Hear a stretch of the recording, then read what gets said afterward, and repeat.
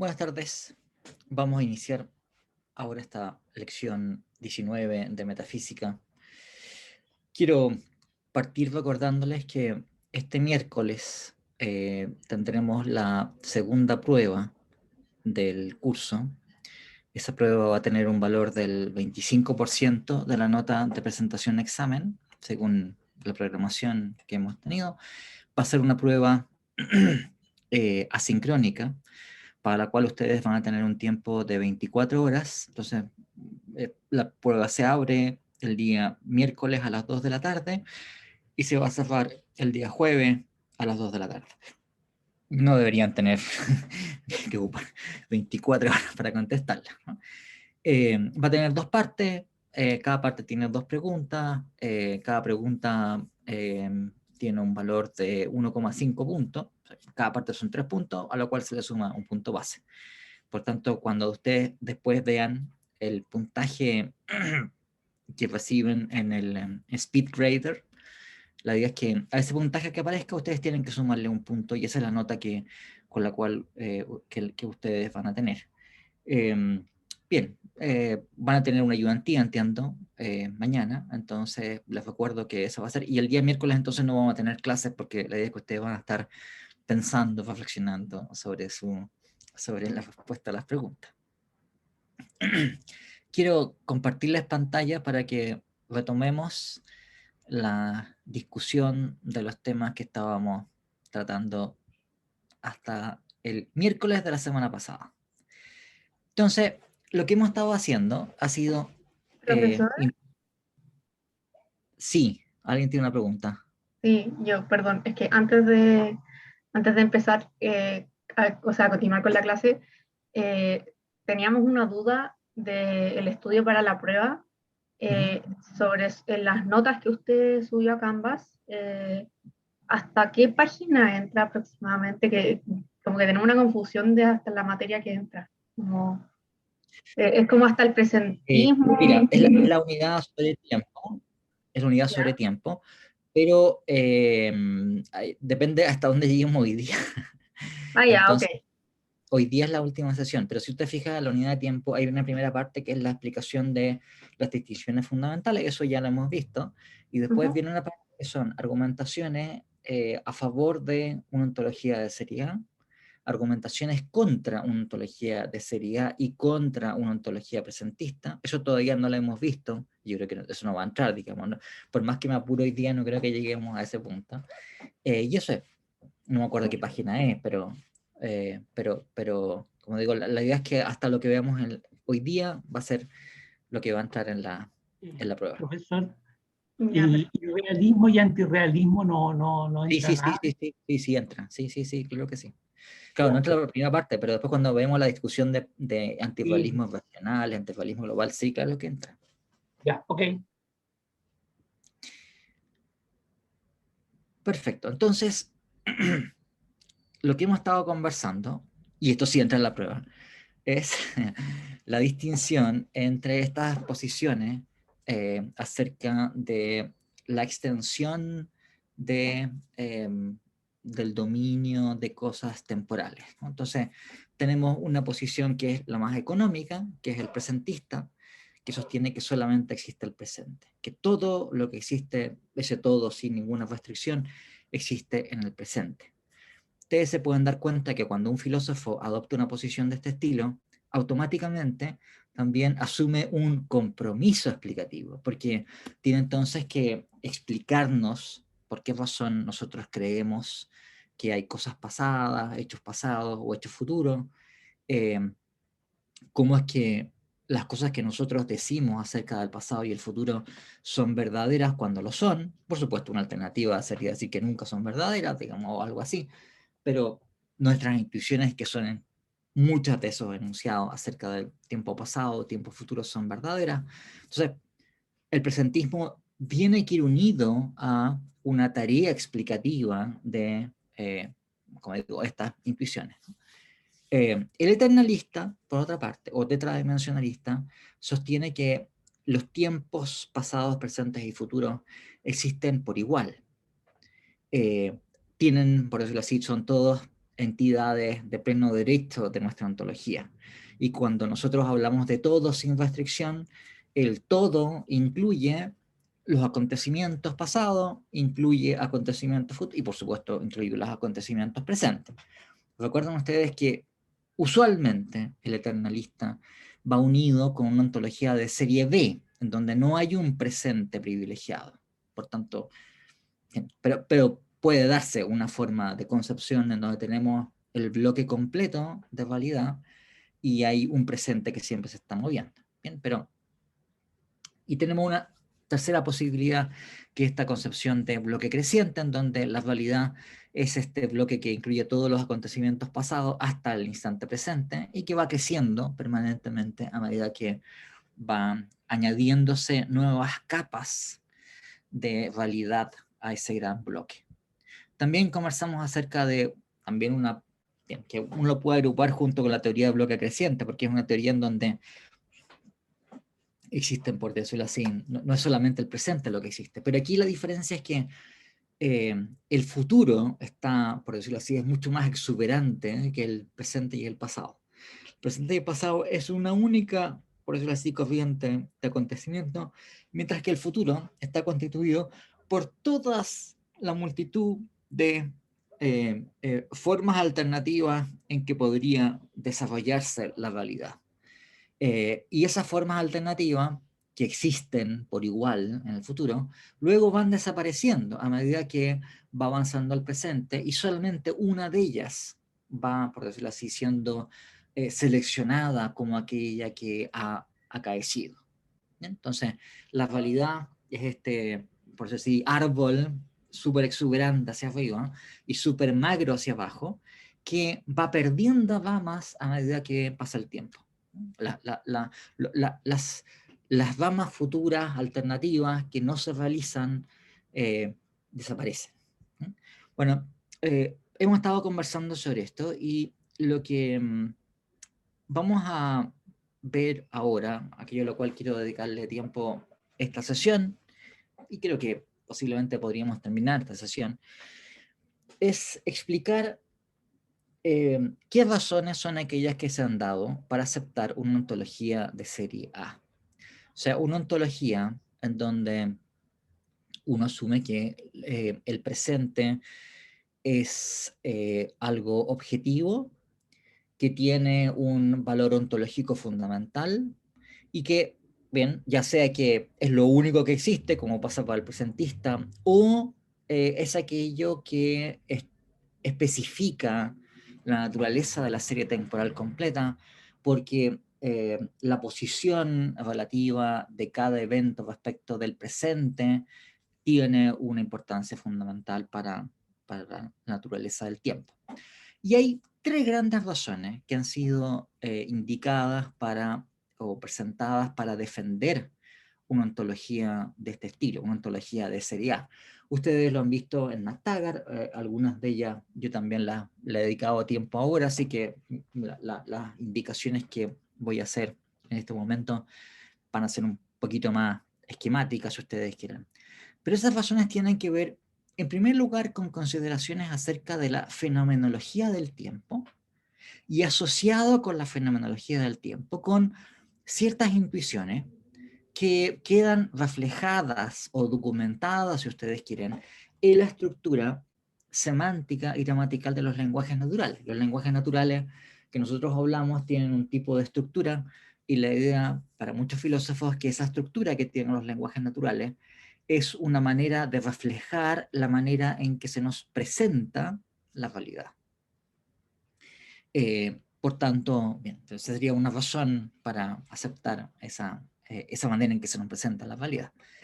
Una segunda razón o justificación para sostener una ontología de serie A, o sea, una ontología dinámica en donde, como digo, el presente tiene un carácter fundamental, es que es la única manera, o sería la única manera, de asegurar el carácter esencialmente dinámico del tiempo. Este es algo que ustedes han encontrado en McTaggart, hay antecedentes anteriores, pero vamos a fijarnos en esa forma de argumentación con un poquito más de detención. Y por último, tiene que ver con el carácter semánticamente irreductible de los enunciados de tipo A. También hablamos de esto anteriormente, pero la idea es ahora considerarlo con un poquito más de detención. Vemos el primer punto, ¿no? El tema de la fenomenología del tiempo, ¿no? ¿Qué quiere decir que hablemos de una fenomenología del tiempo? Debo decirles que, desgraciadamente, esta expresión ha sido bastante abusada. Se designan muchas cosas como fenomenología. Pero, a ver, cuando queremos decir fenomenología de algo, de un campo de hechos o de fenómenos, se trata de una descripción de estructuras que se muestran necesariamente a cualquier sujeto que, por decirlo así, acceda a esas estructuras desde su perspectiva de primera persona. Es una descripción, cuando es buena fenomenología, muy precisa, muy detallada, de la manera en que se nos presenta algo cuando se nos presenta. No solamente es una descripción de lo que accidentalmente le sucede a un sujeto particular, sino que es una descripción de la manera en que se le presenta necesariamente a cualquier sujeto racional que esté contemplando ese fenómeno desde la perspectiva que él tiene. Eso es lo que se llama una perspectiva de primera persona, porque es la perspectiva que yo tengo desde mi perspectiva y cada uno de ustedes tendría desde su peculiar perspectiva, ¿no? Entonces, fenomenología designa ese empeño o esa, en fin, disciplina que busca efectuar esa descripción de estructuras que son necesarias y universales, ¿verdad? O sea, no es fenomenología que yo, no sé, digamos, ¿no? Describa la alegría que sentí cuando mi equipo de fútbol ganó. Eso no es fenomenología. Es fenomenología, en cambio, que un filósofo efectúe la descripción de cómo es que se presenta, por ejemplo, la emoción de alegría a cualquier sujeto que la tenga. Eso sí sería propio de una fenomenología, ¿no?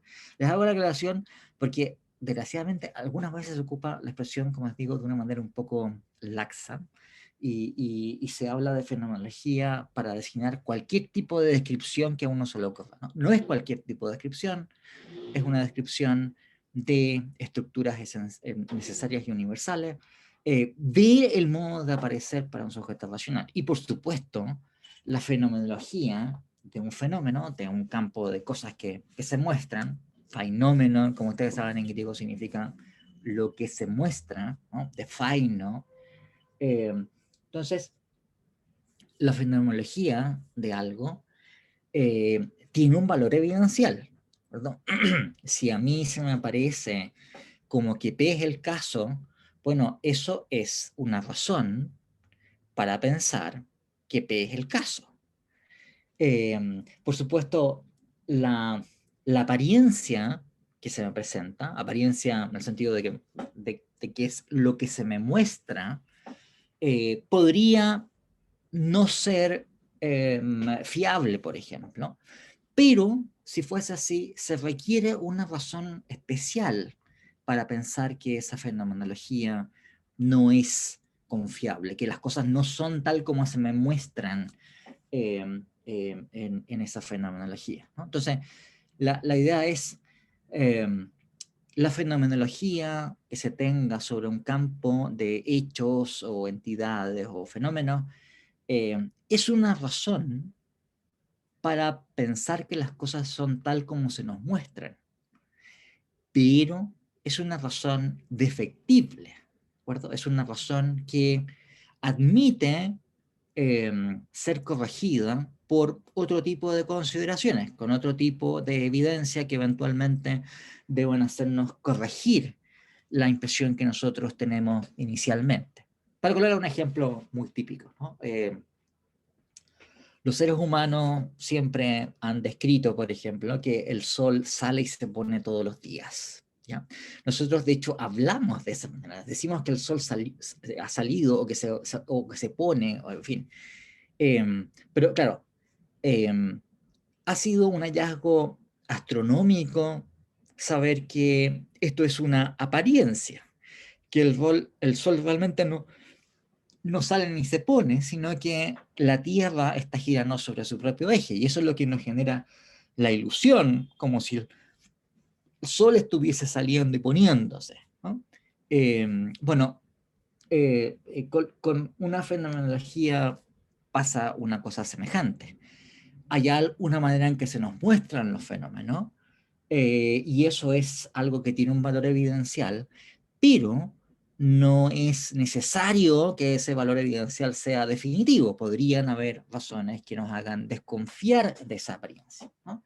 Bueno, ¿qué es lo que sucede aquí respecto de la fenomenología del tiempo?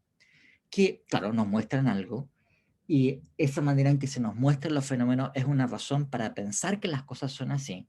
Y los defensores de serie A, por regla general, aceptan esa fenomenología del tiempo, ¿verdad? En cambio, por supuesto, un defensor de una ontología de serie B lo va a rechazar como una mera apariencia, ¿no?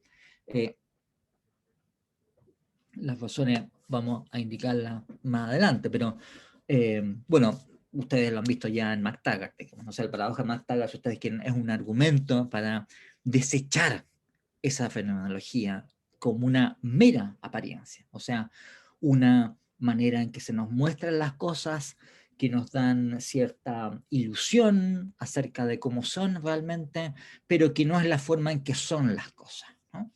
Piensen en la analogía de la perspectiva, ¿ya? O sea, si yo observo las cosas desde un punto de vista, Jorge Muñoz dice, no es argumento que ocupa, Zimmerman ocupa exactamente esta consideración, pero no solamente Zimmerman, ¿eh? O sea, esto es lo que ustedes encuentran en Trenton Merricks, esto es lo que ustedes encuentran en, a ver, si no me equivoco, en Ed Marcosian. O sea, yo les conté que hay una escuela de filósofos que son presentistas por distintas razones, contemporáneos, y todos ellos, bueno, William Lane Craig también es un ejemplo muy característico también, que si ustedes ven al final de cuentas cuál es la razón central que ellos tienen para defender una ontología presentista, es esta fenomenología del tiempo. Bueno, la cuestión entonces es que el que algo sea algo que se nos muestra por su fenomenología, y cuando, insisto, cuando digo fenomenología, tiene que ver con esas estructuras necesarias y universales del modo en que se me presenta algo, eso tiene un valor epistemológico positivo, ¿no? No es cualquier cosa, ¿no? Tienen que haber razones, por decirlo así, de peso, razones teóricas, de coherencia, o en fin, que eventualmente nos llevan a poner en cuestión lo que parece mostrarnos esa fenomenología. Y, perdón, les iba a contar el ejemplo de la perspectiva, ¿no? Que, como para pensarlo de manera, si ustedes están viendo espacialmente algo desde un punto de vista, las cosas que se encuentran más lejos del punto de visión, del punto en donde se encuentra el agente que está observando, se ven más pequeñas, ¿no es cierto?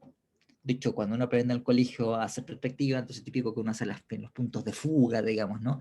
Y las cosas que están más lejos, entonces se van haciendo cada vez más pequeñas. Así es como se ven las cosas. Una fenomenología de la experiencia visual nos tendrá que dar cuenta de eso. Pero nosotros normalmente no pensamos que las cosas son así. Las cosas que se encuentran más lejos no son más pequeñas, se ven más pequeñas, ¿cierto? Bueno, ¿qué razones tenemos para pensar de que esto, por decirlo así, es una ilusión que surge de una perspectiva? Bueno, tiene que ver con nuestro trato ordinario con el mundo, en donde nosotros, cuando nos trasladamos en el espacio, de manera que hacemos variar cuál sea nuestro punto de vista, nos damos cuenta que cuando nos acercamos a las cosas que antes estaban más lejos y resultan ser más cercanas, esas cosas entonces tienen otro tamaño. ¿Bien? O sea que tienen un tamaño diferente del que aparecía inicialmente. Y por tanto, nuestra forma más razonable de integrar esta información es suponiendo que el hecho de que uno tenga una cierta perspectiva hace que las cosas entonces se vean de una cierta manera. Cosa que, por lo demás, ningún ser humano tiene que elaborar ninguna teoría para esto. Nosotros, desde que nacemos, tenemos inscrito en fin, en nuestra arquitectura cerebral básica, una manera de ver las cosas de entrada, considerando que tienen profundidad, que tienen, en fin, etc., ¿no?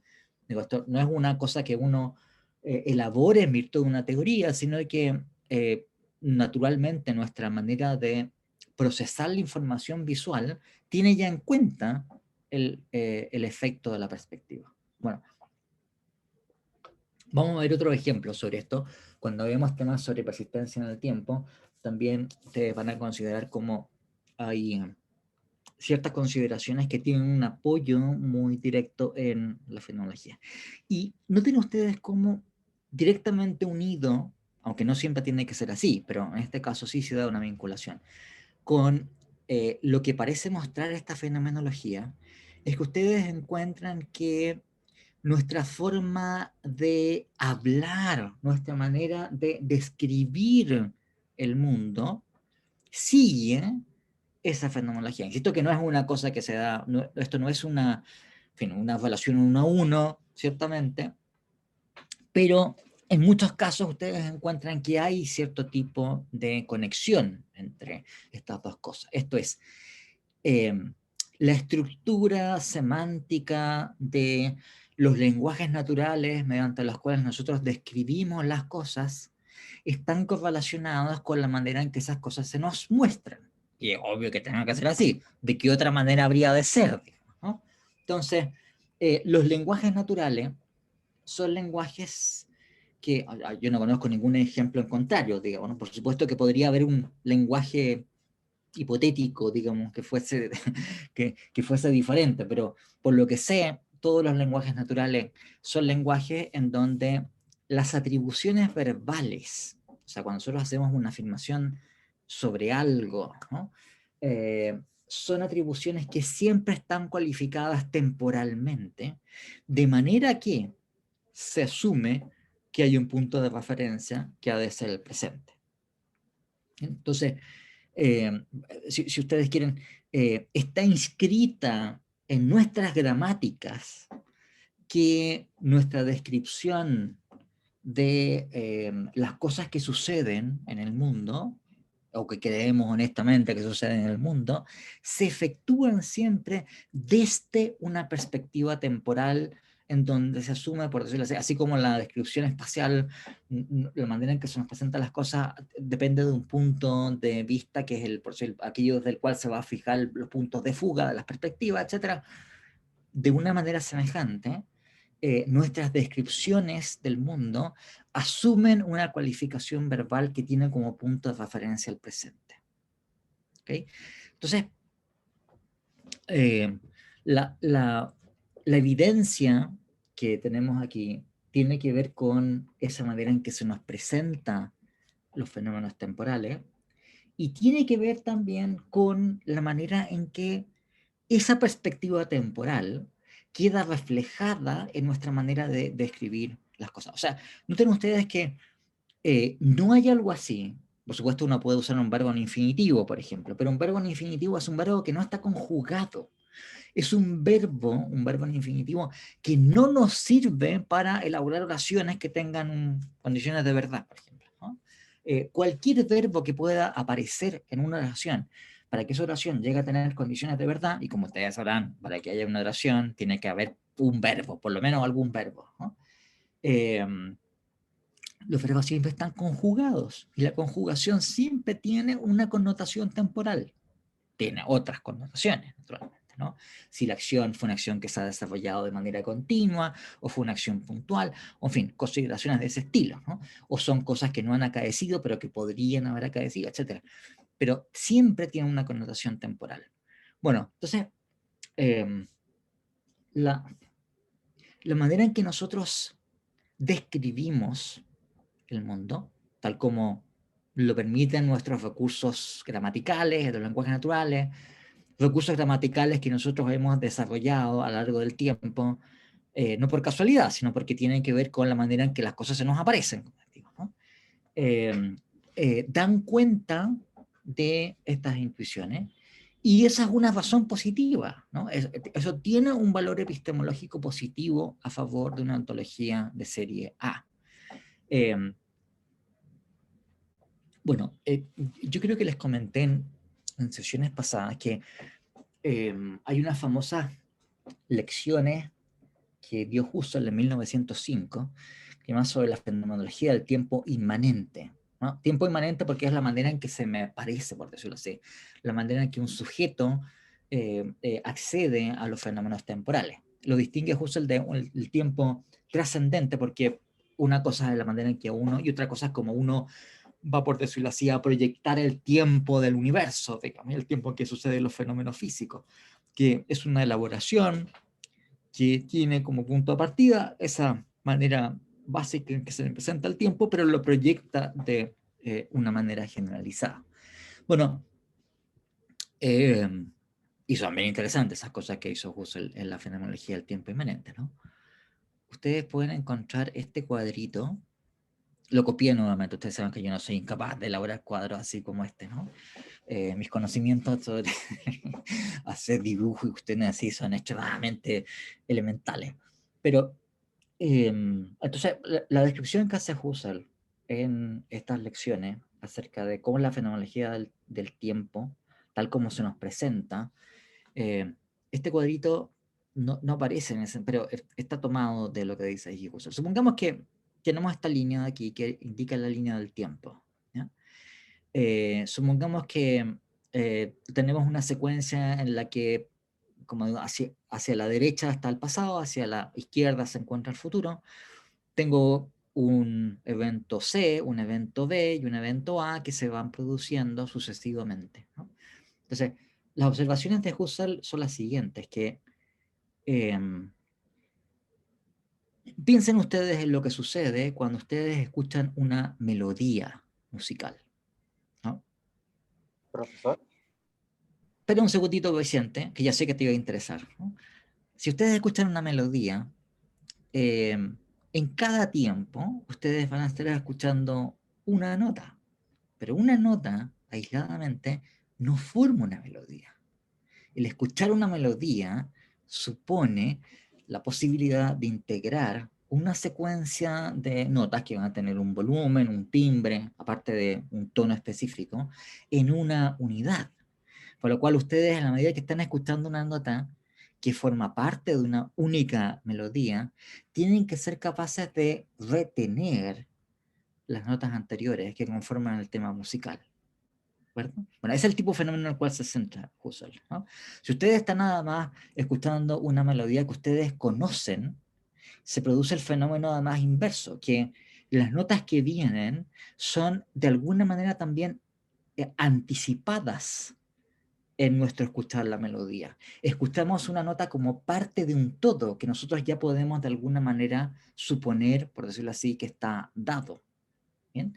Entonces, bueno, piensen ustedes que será esta secuencia. Espérate, Vicente, déjame observarle esta idea. En el tiempo 1, entonces se da el suceso C.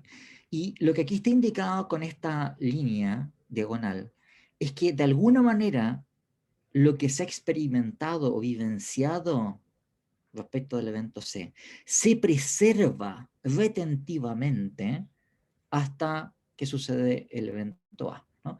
Aquí se supone que esta línea horizontal designa, por decir así, el grado de viveza de lo que ha sido retenido, y por supuesto en la medida que algo es más pasado, va siendo menos vívido, ¿no?, en la retención y eventualmente después se difumina. Al revés, cuando estamos al punto C, lo que viene aquí, el evento A, está anticipado, ¿no?, en algo que, yo no sé cuál es la expresión alemana, ¿no?, pero así como se habla de retención, o sea, es un tender a algo que ha sido preservado, aquí se habla de una protensión, es un tender a algo que se anticipa, que todavía no viene dado, ¿no? Piensen nuevamente en una experiencia musical. Escucho una nota, esa nota después la retengo a medida que voy escuchando otras notas del tema musical, aunque se vayan, por decirlo así, difuminando, haciendo menos vívida en el tiempo a medida que avanza el tema. Y al mismo tiempo, cuando estoy al principio, anticipo la evolución de la melodía en el futuro, que luego se va a verbalizar, o eventualmente no. Vicente, tú tenías una observación o pregunta.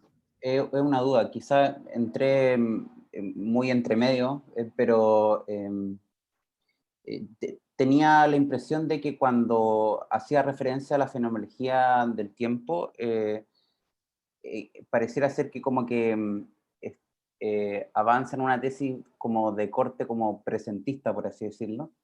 Y en el texto este de Husserl, si no me equivoco, el foco está puesto, por así decirlo, en la relación del presente con el pasado, por así decirlo, como que para la relación con el pasado es la más originaria, más que un foco en la hora instantánea del presente. Como ahí en la melodía, yo no puedo, como por así decirlo, captar la melodía si no logro escuchar las notas anteriores, o una frase o una Sí. conversación, si yo entro entre No, medio no, me pierdo.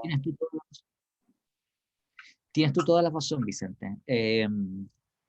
La idea, lo que estoy diciendo es que esta fenomenología, en donde tú tienes esa integración de pasado, presente y futuro, pero que depende de algo que es el presente, es una razón para defender una ontología de seriedad. Pero creo que tienes toda la razón, digamos, que aquí tú tienes una estructura en donde, por decirlo así, no solamente tengo yo la intuición de lo que pasa ahora, sino que también tengo que retener lo que sucede en el pasado y tengo que proyectar también lo que sucede hacia el futuro.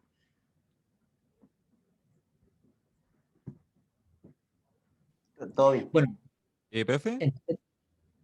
sí, ¿alguien más tiene una pregunta? Sí, yo, una pequeña pregunta sobre algo que dijo justo antes de hablar de Husserl, que era cuando había hablado del ejemplo de que las cosas que están más lejos del sujeto se hacen como más pequeñas, pero no es que sean así, sino que se ven así. Eso, como si Claro. pudiera repetir la conclusión que llevaba a eso como respecto a la fenomenología del tiempo, como ¿para qué servía ese ejemplo? No, es para decirte que no siempre la manera en que se nos muestran las cosas es la forma en que son las cosas. Que nosotros, por ejemplo, cuando se refiere a la, por decirlo así, la manera en que se nos muestra la disposición espacial de los objetos, hacemos eso todo el tiempo, descontamos la perspectiva. O piensa tú, por ejemplo, si tú tienes una mesa, ¿de acuerdo? Y tú la estás viendo desde una perspectiva, normalmente la mesa se va a ver ante tu espacio visual como un rombo, si es cuadrada. Pero nadie, si cualquier persona no la ve y ve una mesa cuadrada, digamos, y la está viendo de manera romboide, porque así es como se ve desde una perspectiva, todo el mundo te va a decir que es cuadrada. ¿Sí? Ahora, ¿por qué pasa eso? Porque descontamos automáticamente la perspectiva. ¿Sí? O sea, estamos tan acostumbrados a que vemos las cosas en perspectiva y que es una manera de adquirir información sobre la disposición espacial de los objetos, pero que no es la forma en que son los objetos, que, como digo, normalmente un sujeto tiene que reflexionar un poco a decir, ah, verdad, la mesa en realidad se ve como un rombo. ¿Cachai? Claro, o Y sea, claro, cuando tú aprendes a dibujar con perspectiva, tú aprendes a que una mesa cuadrada tú no la dibujas cuadrada, sino que tú siempre la dibujas, si va a ser un dibujo realista, la vas a dibujar como una suerte de rombo, dependiendo del punto de perspectiva, ¿cachai? claro, entonces así como en términos generales, la fenomenología del tiempo, claro, establece que aquellas cosas que se nos muestran, se nos presentan, parecen ser como la verdad, pero si nosotros queremos como demostrar que algo es una apariencia o que no es, o que no es tal como lo vemos, para eso se necesita como una evidencia que es como una manera también de salir un poco de nuestra propia perspectiva. ¿Eso como en términos generales? Claro, la idea es que tiene que haber otros tipos de razones. Ahora, esas razones han existido, ¿de acuerdo? O sea, no son cosas que inventadas. ¿Qué razones se han dado? Bueno, la paradoja de McTaggart, por ejemplo, eso es una razón que se ha dado, que uno puede rechazarla, pero hay argumentos que se han dado para decir, viejo, ¿tú crees que hay una distinción fundamental, ontológica, entre pasado, presente y futuro?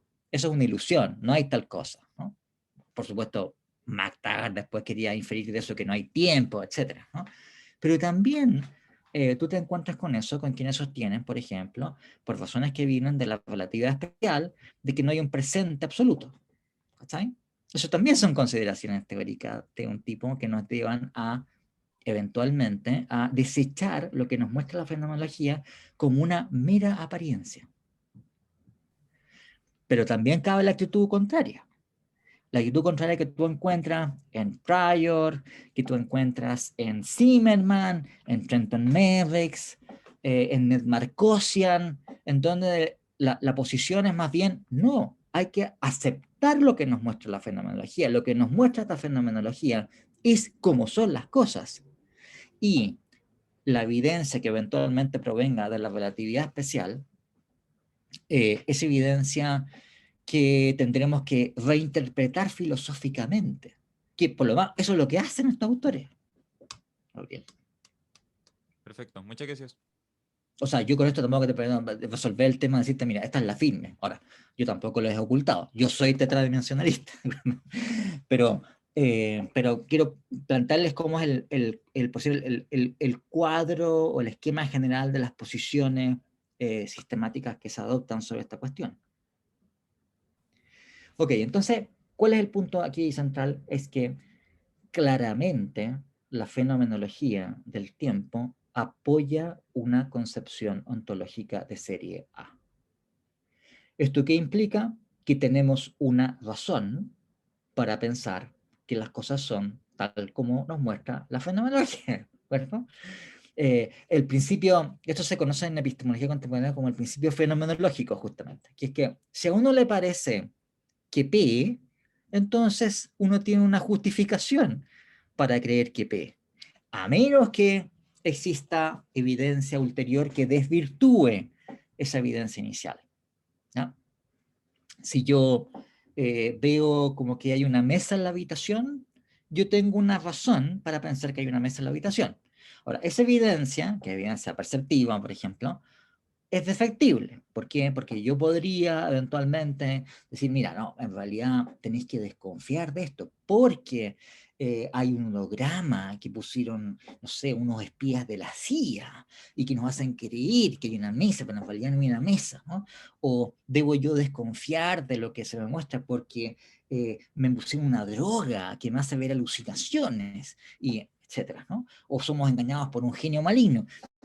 Hipótesis que ustedes quieran, ¿no? Pero esas hipótesis son, por decirlo así, información adicional en cuya ausencia lo racional es aceptar lo que se nos muestra mediante, qué sé yo, la apariencia observacional en este caso, ¿no?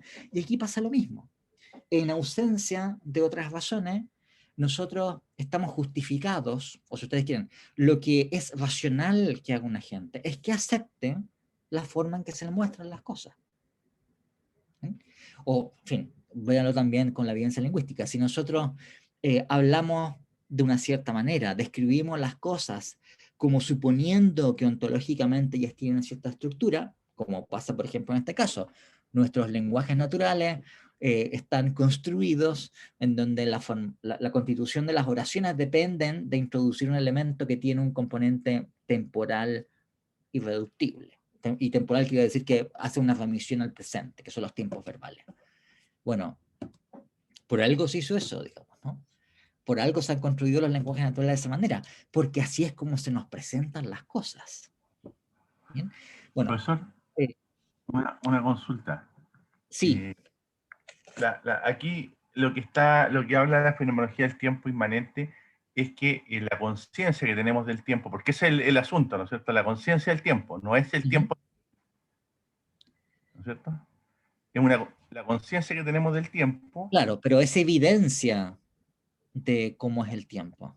Bueno, digo, uno podría eventualmente tener razones teóricas ulteriores, otro tipo de razones para desconfiar o poner entre paréntesis o cualificar esa evidencia, pero es evidencia inicial, ¿no? Y los defensores de serie A, por regla general, lo que hacen es que le dan prioridad a esto, ¿no? Esta evidencia es evidencia adecuada, correcta sobre cómo es el tiempo. Ya, pero este cuadrito lo que quiere expresar en el fondo es que el tiempo a nosotros se nos da de una forma tal de que podemos captar que se nos va alejando un recuerdo, ¿ya? Sí. Y eso permite captar de que no existe solamente un único tiempo. O sea, no hay una uniformidad del tiempo para nosotros. ¿Podríamos decirlo así o no? O sea, a ver, la idea sería, no es que haya solamente presente, pero la idea es que, por decirlo así, nosotros cuando tenemos conciencia temporal es una conciencia que está integrando permanentemente pasado, presente y futuro. Tú estás integrando el pasado, los acontecimientos pasados, al menos en un pasado próximo, ¿no? Porque están retenidos en mi conciencia presente y estoy al mismo tiempo protendiendo a los acontecimientos que se me van a presentar. Y lo que llamamos mi conciencia presente es ya de entrada siempre una conciencia que está, si tú quieres, tendida hacia atrás y hacia adelante. Eso es lo que se llama de una tendida hacia atrás, una retención, ¿verdad? O sea que es preservar lo que se me ha dado y al mismo tiempo anticipar lo que se me va a dar. En una pura conciencia, siempre la idea de una pura Sí, conciencia. claro. Pero o sea, piensa, reflexiona tú en qué es lo que sucede cuando tú escuchas una melodía. Digo. O, qué sé yo, piensa tú lo que sucede cuando tú estás, no sé, viendo una imagen cinematográfica, ¿verdad? Entonces que tú ves una secuencia de imágenes, pero nosotros automáticamente estamos integrando esa secuencia de imágenes en una acción unitaria. O sea, si tú le colocas a un tipo una pura foto, por decirlo así, ahí tú no integras una secuencia cinematográfica, ¿sabes? El que sea algo, una secuencia, significa que estoy haciendo una integración temporal de imágenes visuales. Okay. Y una cosa también parecida sucede si tú piensas, por ejemplo, en el fenómeno de comprender un texto que está también distendido. Yo leo una palabra, ¿verdad? Pero esa palabra tiene sentido como parte de una oración. Ahora, yo no puedo leer la oración de un golpe temporal, tengo que hacerlo de una manera sucesiva, porque así está, en fin, y va a ser de izquierda a derecha, derecha a izquierda, como sea, pero tengo que integrar temporalmente cosas que se me van dando de manera distinta, pero lo integro en una unidad en donde se da esta estructura. Pero esa estructura, esa capacidad de síntesis que podríamos llamar que tenemos en la conciencia, se da respecto de prácticamente todos los fenómenos, no solo el tiempo. Sí. Se cualificaría al tiempo, o nos cualifica más a nosotros. A ver, la idea sería, nuestra forma de acceder a las cosas es una forma que está transida por nuestra propia temporalidad. Entonces, bueno, si yo también voy a leer un teorema matemático, también voy a tener que leerlo de esta manera, ¿de acuerdo? Entonces, bien. Pero, bien, pero el punto central que yo quería a ustedes marcarles entonces es este, ¿no? Hay una razón para defender una ontología de serie A. Esa razón no es una razón baladí, es una razón que tiene que ver con la manera en que se nos muestran las cosas. El cómo se nos muestre algo y eventualmente quede reflejado la estructura de nuestros lenguajes naturales es una razón epistemológicamente positiva para pensar que las cosas son así. Pero es una razón defectible, ¿no? En epistemología se habla de un defeater, o que sería un derrotador o un desvirtuador. Y es que, bueno, tenemos evidencia para pensar que P, lo que sea, pero podrían haber razones que me hagan desconfiar o limitar por decir, el valor epistemológico, la confiabilidad de la evidencia que tengo a favor de P. Y aquí sucede exactamente esto. Tenemos evidencia para aceptar una ontología de serie A, en donde el tiempo tiene un carácter esencialmente dinámico, en donde el presente tiene un carácter fundamental, en donde las cosas, por decirlo así, la serie temporal se ordenan por relación al presente. ¿Bien? Hay razones para pensar que las cosas son así. Eso es lo que suponía McTaggart, ¿ya? Cuando decía que el tiempo es serie A. Pero es lo que sostienen William Lane Craig y Zimmerman y, en fin, y otros autores. Ok. Hay otras razones también, que son razones que parecen favorecer una ontología de serie A. Ahora, estas razones, bueno, creo yo que es quizás menos convincente, no sé cuál, en fin, si a ustedes les va a parecer más o menos convincente, ¿no? Pero esto es lo que se encuentra en el trabajo de McTaggart, cuando él dice que el cambio es esencial al tiempo. Y la serie B no sería adecuada para capturar el carácter dinámico, esencialmente, por decirlo así, cambiante que debe tener el tiempo. Cuando los defensores de serie A dicen que el cambio es esencial al tiempo, que el tiempo tiene un carácter esencialmente dinámico, lo quieren enunciar de una manera especial, específica, que no puede ser replicada por la ontología de serie B, ¿no? Ahora, ¿por qué sucede esto? En una ontología de serie B, esto es una ontología en donde el tiempo está constituido... Espera un poquito que alguien tenía aquí... perdón. Alguien tenía una pregunta y se me ha pasado, así que voy a tener que dejar de compartirles pantalla. No, ahora no. Ya lo encontré. Gabriel Astudillo pregunta, entonces en síntesis, ¿el tiempo en serie A porque se nos muestra nuestra perspectiva de esa manera? Sí, esa es una razón, Gabriel, para sostener una ontología de serie A. Pero si no es una razón definitiva, es una razón defectible que eventualmente podría ser desvirtuada por otras consideraciones, pero tiene un carácter epistemológicamente positivo. ¿Bien? Claro, si tú, Gabriel, estás pensando que sea una justificación, por decirlo así, indefectible, tal que no tengamos ninguna razón para pensar que las cosas no puedan ser así, bueno, no es una justificación indefectible en ese sentido, pero hay muy pocas que lo sean, ¿de acuerdo? Entonces, bueno, si estamos considerando qué razones tendríamos para aceptar una ontología de serie A, esta es una razón muy importante, y de hecho es la razón que los defensores de ontologías de serie A han tenido principalmente en vista. Bien, bueno, vamos al segundo punto. Entonces, el segundo punto que estamos indicando aquí es que la serie A sería incapaz de capturar o dar cuenta de ese carácter esencialmente dinámico del tiempo. Ese carácter esencialmente dinámico solamente podría venir explicado o acomodado, si ustedes quieren, en una ontología de serie A, donde hay un presente siempre en cambio. Entonces, ¿cuál es la idea? ¿No? Que si uno tiene una ontología de serie B, en donde las relaciones temporales son relaciones de anterioridad y posterioridad entre eventos, ¿en qué consiste un cambio? Consiste en el hecho de que un objeto exista en distintos tiempos y tenga propiedades incompatibles en tiempos diferentes, ¿no? Si ustedes consideran, por ejemplo, cómo es que Aristóteles describe los llamados principios del cambio, así se los conoce, en el libro de la física, el libro primero de la física. Este está en el origen nada más de la doctrina hilemórfica. Y no sé si ustedes, bueno, supongo que lo han visto en filosofía antigua y qué sé yo, pero los orígenes de la doctrina hilemórfica aristotélica, esta idea de que podemos distinguir entre materia y forma, tiene que ver con una peculiar manera de entender la naturaleza del cambio.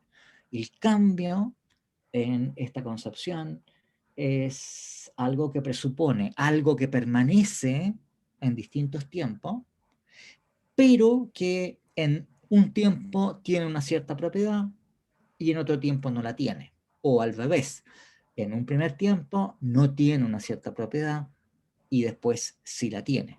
Entonces, en la tradición filosófica ustedes verán que esto se enuncia hablando de la materia, la forma y la privación, ¿no? Materia, porque es como si fuera un material, algo que está subsistiendo, y que en un tiempo no tiene una cierta forma o determinación o propiedad, y después sí la tiene. Entonces, es el paso de la privación, o sea, del no tener una cierta forma o determinación o propiedad, a tenerla. Y es el pasar de algo, que ha de ser, oigo, la materia. De hecho, en ese texto, Aristóteles habla de materia, naturaleza o sustancia. Es hyle, physis o usía. ¿Bien? Que pasa de no tener una determinación o una forma, una propiedad, a tenerla, o de tenerla a dejar de tenerla, ¿no?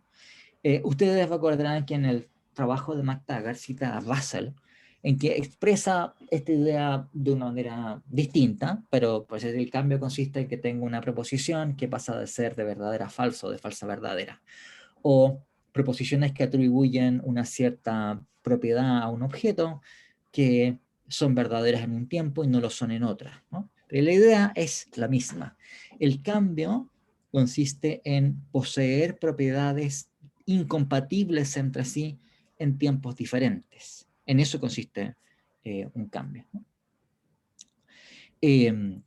La idea sería entonces que en una perspectiva de serie B, no es que no exista cambio, ¿no? La idea es que el cambio viene descrito de una cierta forma, ¿no?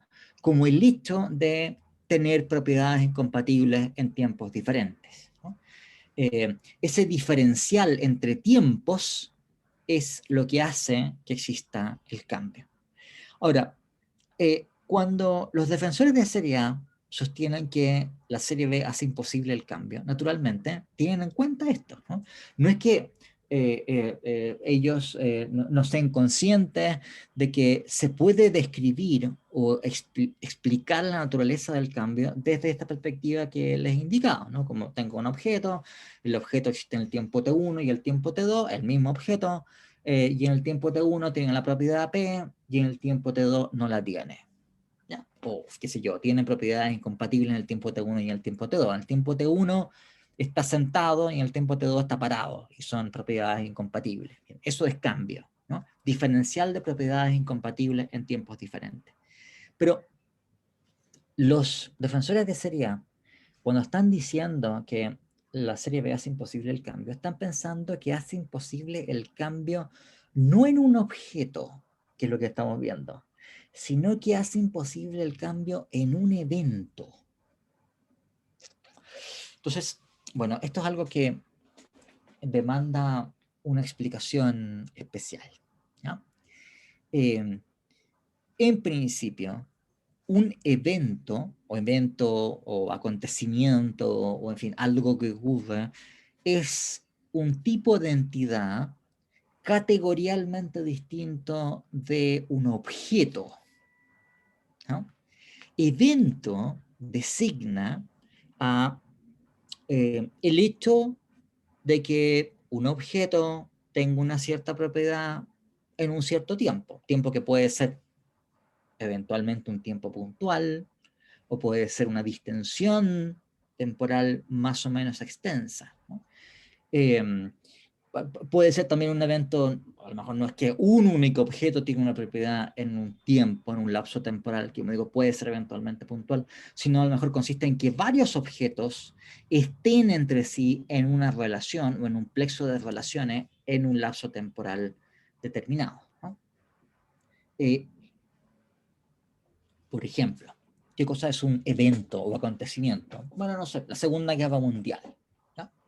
Bueno, es un conjunto complejo de cosas que suceden, ¿no es cierto? Ustedes piensan en disparos, avances de blindados, invasiones, declaraciones, lo cual incluye estados mentales, millones de personas, digamos, interviniendo de distinta manera en los acontecimientos, destrucciones, etcétera, etcétera, ¿no? O sea, es un gran evento que incluye dentro de sí mismo un montón de eventos pequeñitos. ¿Bien? Pero es este evento distendido, ¿no?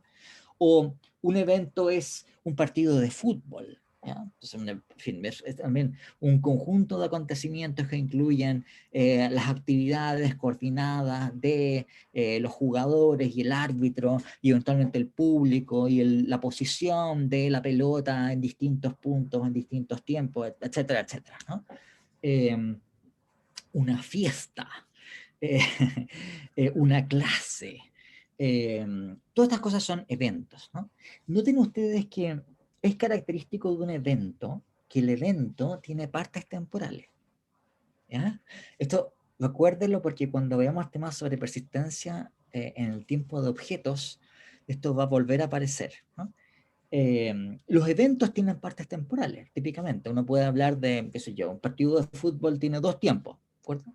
La primera mitad de un partido de fútbol son 45 minutos, la segunda mitad son otros 45 minutos. Como es algo que está por esencialmente distendido temporalmente, entonces uno puede seleccionar partes de esta distensión temporal completa. Ahora, noten ustedes cómo cuando se trata de un objeto, nuestras intuiciones son completamente distintas. Los objetos, al menos en nuestra concepción ordinaria, no tienen partes temporales. Uno puede hablar, por ejemplo, de la primera mitad de la vida de Sócrates. ¿Ya? Sí, bueno, Sócrates vivió hasta no sé qué edad y hasta los 40 años se dedicó, no sé, digamos, a ejercer el comercio y después en la segunda mitad de su vida se dedicó a filosofar. Por ejemplo, ¿no? Esto que estoy haciendo es un invento, pero uno puede distinguir 2 mitades o partes en la vida de una persona. Ahora, la vida de una persona, ¿qué es lo que designa? Poner el conjunto de acontecimientos que le suceden a esa persona. Y esos acontecimientos son naturalmente eventos. Y la totalidad de estos eventos cuenta como un gran evento. ¿Bien? Entonces, la vida de Sócrates tiene partes temporales. Sócrates no. Es más, dada nuestra forma usual de hablar, no tendría siquiera sentido que nosotros hablásemos o dijésemos algo así como la primera mitad de Sócrates. En principio es algo que parece no tener siquiera sentido. Gramaticalmente, en fin, parece algo sintácticamente mal construido, ¿no? Entonces, nuestra intuición es que los objetos son entidades que, por su naturaleza, existen en distintos tiempos, pero siendo el mismo objeto en distintos tiempos. En cambio, los eventos son eventos que tienen, por decirlo así, por su esencia, una cierta distensión o extensión temporal. Por eso, en las concepciones, ahora hay todo tipo de teorías acerca de la ontología de los eventos, pero en las concepciones usuales, típicas de la naturaleza de los eventos tienen un tiempo que les es esencial. Claro, no es lo único que es esencial, también es esencial, qué sé yo, las propiedades o las relaciones que están ahí instanciadas y los objetos que forman parte de él, etc., ¿no? Pero una suposición que ha sido generalmente admitida es que cuál sea el tiempo de un evento le resulta esencial a ese evento. De manera que si, por ejemplo, uno pensase en el evento en otro tiempo, no sería el mismo evento, sería otra cosa, ¿no? En cambio, un objeto, qué sé yo, Sócrates, por ejemplo, no dejaría de ser Sócrates, insisto, según nuestra intuición ordinaria, si es que Sócrates, en vez de haber bebido la cicuta un día martes, porque no sé qué día bebió la cicuta, digamos, y murió, pero supongamos que en la ejecución de la condena, en vez de haberse ejecutado el martes, se hubiera ejecutado el jueves, digamos, y Sócrates hubiese vivido 2 días más de los que de hecho vivió. Bueno, nuestra intuición es que eso no haría que Sócrates deje de ser Sócrates. ¿Bien? Cuando se trata de un evento, en cambio, cuál sea el tiempo en que ocurre, cuál sea su distensión temporal, en cambio, sí parece ser parte de su esencia. Ya, Jorge, tienes la mano levantada. Pregunta, por favor. Sí, profesor, pero ¿qué pasa en el caso que plantea Russell, que él habla de cuando cambian los objetos físicamente? Por ejemplo, un objeto que era verde pasó a ser amarillo. Claro, Entonces, pero en este caso no es que es el mismo objeto, ¿verdad? El mismo objeto tiene propiedades incompatibles en tiempos distintos. ya, ok. Ahora, ¿cuál es la idea aquí, no? Y qué es lo que están sosteniendo los defensores de seriedad? Que en una ontología de seriedad, los eventos están cambiando en todo tiempo. ¿Por qué? Porque su posición respecto del presente también está cambiando todo el tiempo. Entonces, claro, para un defensor de serie B, un cambio es un evento, ¿ya? Pero no se nos requiere que el cambio, que es un evento, sea el mismo algo que está cambiando. ¿Bien? El cambio se da siempre que tengamos un diferencial de propiedades en distintos tiempos, pero no es necesario que este proceso completo, que es un evento, esté el mismo cambiando. ¿Qué es lo que sucede en ontología de seriedad? Que los eventos pasados y futuros, o en fin, como quiera que sea nuestra ontología, si una es tetradimensionalista o qué sé yo, están en cambio. Los eventos pasados están alejándose cada vez más hacia el pasado. Los eventos futuros están acercándose cada vez más hacia el presente. Están, por tanto, cambiando ellos todo el tiempo. Entonces, la idea sería, si para un defensor de serie B el cambio es un diferencial de propiedades en distintos tiempos, ¿de acuerdo? Pero claro, comparamos esos dos tiempos, se da el diferencial y por tanto hay un cambio, pero no es necesario que, por decirlo así, este evento en que consiste el cambio esté el mismo moviéndose hacia el pasado, ¿no? O del futuro acercándose al pasado. Para el defensor de serie A, cuando habla del carácter dinámico del tiempo, y quiere decir que la serie B hace imposible el cambio, lo que hace imposible no es que, el ejemplo que tú colocabas, Jorge, no es que el mismo objeto de ser rojo pasa a ser verde, digamos, ¿no? Por supuesto que eso sí es posible. Lo que no es posible en la serie B es que los eventos pasados estén alejándose del presente. Eso es lo que no sucede, ¿no?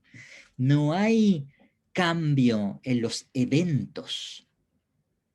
Los eventos son eventualmente cambios, por ejemplo. Los objetos cambian, pero los eventos no cambian.